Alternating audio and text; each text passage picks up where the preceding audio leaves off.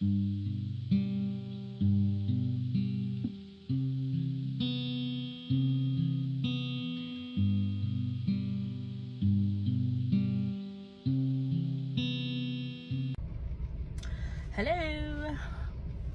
I'm Misty Lynn. This is Duck Pond Diaries number 10. There was another number 10, but I accidentally deleted it because I'm not good at this stuff. The ones that I posted, the number 6 through the number 9, I recorded all in one sitting. I'm gonna try to do things a little bit differently. I previously was recording one long thing when I first started, and then I had to like cut it up. And I was first doing it on TikTok because it was really easy to do the captions, because I like having captions when I'm watching videos. If I'm like working or in a waiting room or something and you want to watch a video but you don't want sound, you can still watch it and you can just read the captions. But on TikTok, I had deleted my TikTok account earlier in the year, so I started over and I have like 50 followers maybe, I don't know. So I can only do a 10-minute video, as long as I can do.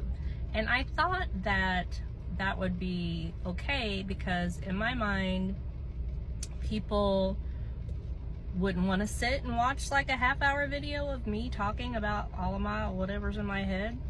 My daughter-in-law, or my soon-to-be daughter-in-law, Becca, told me the other day that she said she thought I should do just all at one time, like all the little pieces, 10 minutes, 5 minutes, I should just do all one time.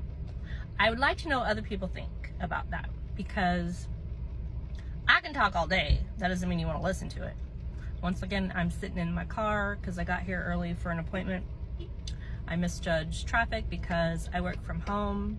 I have since before 2020, and I forget that other people exist in the outside world sometimes. And so I either way over or underestimate traffic, usually. And this time I overestimated and I got here early. So I was trying to think back of what I was talking about in the number 10 that I deleted on accident. I know I was talking about, how you guys are my therapist and this is my therapy. So thanks for being free. That's cool. Things are expensive, man. So a few weeks ago, so I'm on anxiety medication, which, you know, half the planet is, but my brain is better. I used to have mad anxiety, and which is funny because, and I'm going to talk about this because this is something people don't always talk about, but so many people have problems, and I know it. So know that you're not alone, and I know that I'm not alone, because I know there are a lot of us out there. Anxiety, ADHD, survivor's guilt, probably a little PTSD, and then mine, like, I'll add in the alphabet mafia, the LGBTQ XYZ. I'm also those, but so I'm on anxiety medication, and I just recently got on anxiety medication earlier this year in April. I should have been on all this time. I didn't realize how cluttered my mind was, how really bad my anxiety was, just my state of mind in general. I didn't realize how bad it was until I started taking the anxiety medication. Anyway, I just started taking it, so you know, they start you off really low, and then they like bump you up slowly a little bit. So I just started a higher dose. And when I first started, my doctor asked if I also wanted to do therapy. And like, I've done my share of therapy. I know, shocking, right? I should have been doing it this whole time probably, but she asked if I also wanted to do therapy, and I was like, nah, I don't need to do therapy. well, that was before like all this water search stuff started. And you know, I've been doing stuff with my mom's case by myself for the last 30 years. I've been doing this for 30 years in one way or another. That hit me the other day. I'm watching my time, so I'm not late. 30 years I've been doing this. So the water search is like a whole new level of whatever, because you can't get your hopes up, man. You can't do it. And people say, you know, everything's good as long as you have hope. No. Hope can be the death of you in the right circumstance. Literally. So you have to keep your head on. You got to be a bobblehead where you can just go with it. Whichever way it goes, it's good. It'll be fine. It's fine. It's fine. It's all fun. No, it's really good. So anyway, I said no, I don't want therapy. But a few weeks ago, when I had my follow up and I like bumped up the anxiety medication, she asked me again, and I was like, yeah, I could probably do some therapy. That might help me. I might need that. I might need that. So she hooked me up with this. It's just online therapy, like, you know, virtual, just like I do with my doctor appointments. It's awesome. We can do that today. Technology is amazing. Anyway, so a few weeks ago I had my first and last appointment because I realized what I need to keep myself from spinning and to be able to get out of the spin and get onto real life and not be stuck in my head thinking about how am I going to get the case file? Who do I need to talk to? Are they going to find her here? Are they going to find her there? If they find her car, is she going to be in the trunk like they said? Is she going to be in the driver's seat and it was just an accident and everybody's was freaking wrong? These are the things that go in my head. So anyway, again, I don't know what I was talking about. I apologize, I'm chewing gum. It's probably rude, but I just had 2 sticks of cheese. I don't want to have bad breath when I go into for my appointment. So anyway, okay, therapy. I don't like when people walk by. They can see that I'm recording myself. So I had this appointment with this therapist. She was very young, which I was very apprehensive about to begin with, to start, because she looked younger than my children, which my children are around 30, a little bit under and a little bit over. But I gave it a shot. I was like, it might be okay. So we're talking, and you know, she's asking me what do I have going on in my life that's giving me anxiety and stress and whatever. So I'm like just kind of giving her the rundown of all the things, including the stripper pits and the water searches and blah blah blah. And I said stripper pit like multiple times because that's, you know. And after I'd said stripper pit 10 times, she was like, Misty, I have to ask you, what's a stripper pot? What's a stripper pot? And it was then that I realized this is not going to work for me. You know what's going to work for me? This is my therapy. You are my therapist. And I've noticed that I like it best when I'm in the car. It's easy to set up my phone. It's private. I can be loud if I want to. Like, I like to have outbursts and be loud sometimes. And I'm in air conditioning. Though I did get the little microphone and a tripod, so that if I want to like go outside and like I can talk to you while I'm walking my dog, and I can be kind of in the distance and you can still hear me. Like, so I'm gonna try doing that, so then I have more opportunities to do videos and talk and do my therapy when I need to. So I realized that what I need to be okay is to talk about what I want to talk about when I want to talk about it, with no one else's interjections or interruptions, with questions, suggestions, you should do this, you should do that, have you done this? Because then I have to stop. And I'm not saying anything bad about anyone. It is just a common occurrence, whether you are a stranger or a loved one or a friend of mine or family. Well, family, you already know, you don't have to ask questions, but you know, I can't just go off and talk about what I want to talk about. But on this I can. And if you want to watch my nonsense, you know, it's a free country. But I was trying to think of something else that I talked about on the 10 that I deleted.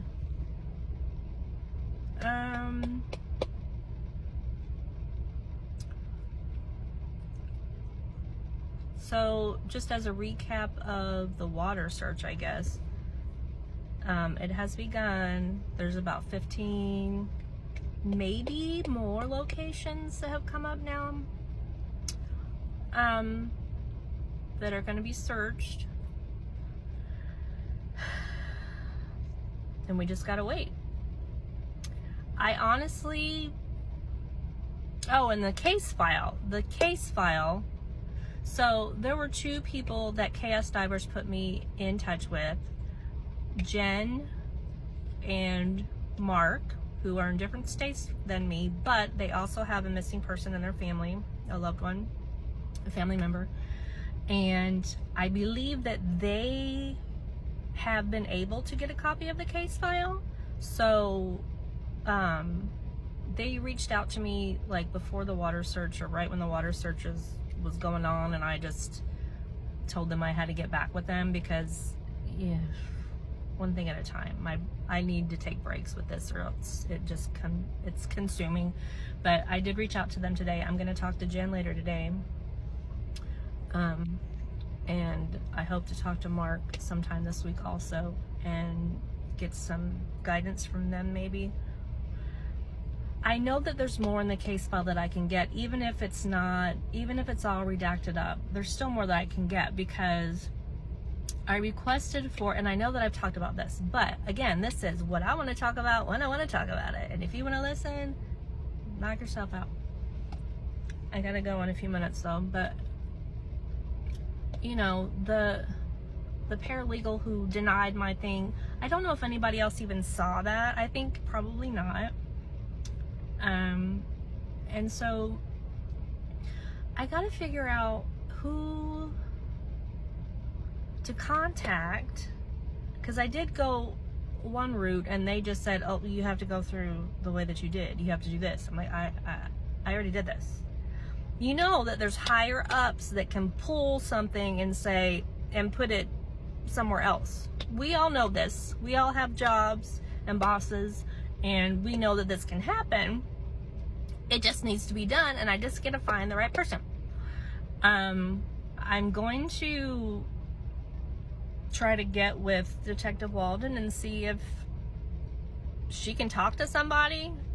She's been very responsive to me. I did send her an email this past Friday because, so I'm recording this on Tuesday, October 7th. I don't know when this will be posted, but today that I'm recording is Tuesday, October 7th. This past Friday, I guess that was I don't know what day, the 3rd? I think it was the 3rd. I emailed her and asked if she had been able to find anything about the duck pond location, because I was told they had aerial photos, that they had found it, that they knew when it had been filled in, that they for sure knew it had been nicknamed the duck pond, all that stuff. And she said she was going to look to see where the location was. So that was a week ago, last Friday the 3rd, that she told me that. I haven't heard from her yet. I know it takes time. And like I said on one of them, I know she has a lot of things and cases. And they probably hate hearing from me, but I'm not going away. So, Indiana people, do you know a law enforcement officer? Do you know someone in the government that has any type of contacts with the Indiana State Police? Let me know. Show them my video. Tell them the information. 50-year-old case. No leads. No evidence. It's just sitting. I am the sole survivor of the immediate family. If you can't give me the whole case file, that's fine. But like, I feel like I should receive, like, for instance, Jack Engelhardt is in the case file. He is deceased. My father's in the case file. He is deceased. Of course, my mother is, well, we assume deceased, so anything about her, my grandmother, who was supposed to have been, she is deceased. I am, other than Jack Engelhardt, he was someone who was interviewed. I should be able to get this information. Like, I thought of something the other day, of something that was just basic information, and I didn't know what, like, I didn't know this information, and it was just something that would be like public information, but I don't have it because everyone's dead. I have no one to ask. My aunts were too young to know anything. I'm